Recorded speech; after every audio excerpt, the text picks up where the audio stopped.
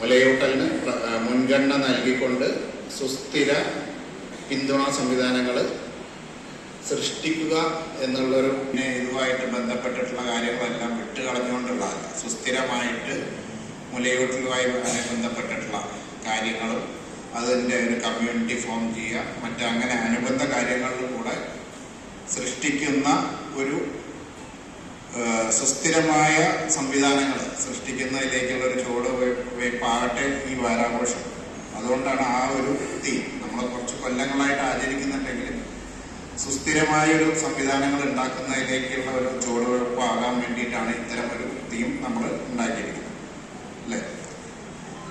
അപ്പോൾ എന്തുകൊണ്ടാണ് മുലയൂട്ടലിൻ്റെ പ്രാധാന്യം എന്നുള്ളതാണ്. എന്തുകൊണ്ടാണ് മുലയൂട്ടൽ വാരാചരണം ആചരിക്കുന്നതെന്ന് വെച്ച് കഴിഞ്ഞാൽ മുലയൂട്ടലിൻ്റെ പ്രാധാന്യം അമ്മമാർക്കും ഗർഭിണികൾക്കും കുട്ടികൾക്കും ഏത് പ്രോത്സാഹിപ്പിക്കുന്നതിന് കൂടിയായിട്ടാണ് ഇത് ഉണ്ടാക്കിയിരിക്കുന്നത്. മുലയൂട്ടൽ എന്ന് വെച്ച് കഴിഞ്ഞാൽ ഒരു കുട്ടി ജനിച്ചു വരുമ്പോൾ അതിന് ആദ്യത്തെ അതിൻ്റെ ഡെവലപ്മെന്റിന് വേണ്ടിയിട്ടുള്ള എല്ലാവിധ കാര്യങ്ങളുള്ള ഒരു ആഹാരമായിട്ട് തന്നെയാണ്. പ്രാഥമിക ഉറവിടമാണ് മുലപ്പാൽ, അല്ലേ? ആദ്യത്തെ 6 മാസം നമ്മൾ മുലപ്പാൽ മാത്രം കൊടുത്തുകൊണ്ടാണ് വളർത്താൻ പറയുന്നത്. WHO അവരുടെ എല്ലാ പോഷണവും കിട്ടാവുന്ന രീതിയിലുള്ള ഒരു അടങ്ങിയിട്ടുള്ളതെന്ന് നോക്കാം. നമ്മളിപ്പോ ഒരു ശിശുവിനായിട്ട് ആദ്യ മാസങ്ങൾ വളർച്ചയ്ക്കില്ല എന്ന് പറയുന്ന സമയത്ത് അതിൽ ഏറ്റവും പ്രാധാന്യമുള്ള ഇൻഗ്രീഡിയൻസ് എന്താണെന്ന് വെച്ച് കഴിഞ്ഞാൽ ഒന്ന് വെള്ളം.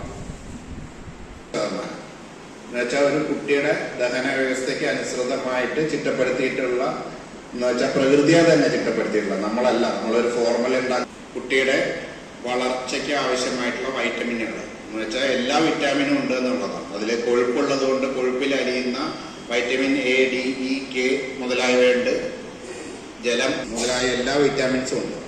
പക്ഷെ ഈ വിറ്റാമിൻസിന്റെ അളവ് എങ്ങനെയെന്ന് വെച്ച് കഴിഞ്ഞാൽ മാതാവിന്റെ പോഷണത്തിനനുസരിച്ചിരിക്കും. അപ്പോൾ മുലയൂട്ടലിന്റെ ഒരു സമയം എന്ന് പറഞ്ഞു കഴിഞ്ഞാൽ നമ്മളുടെ പോഷണം അതിനെ വളരെയധികം ആശ്രയിച്ചിട്ടാണ് മുലയൂട്ടലുകളിലെ കുട്ടിക്ക് കിട്ടാവുന്ന വൈറ്റമിനുകളും മറ്റ് മിനറൽസും ധാതുക്കളും എന്ന് വെച്ച് കഴിഞ്ഞാൽ കാൽസ്യം, ഫോസ്ഫറസ്, മഗ്നീഷ്യം, സോഡിയം മുതലായ എല്ലാ മിനറൽസും ധാതുക്കളും മുലപ്പാലിൽ അടങ്ങിയിട്ടുണ്ട്. അപ്പോൾ അത് നമ്മളുടെ പോഷണത്തിനനുസരിച്ചിട്ടായിരിക്കും.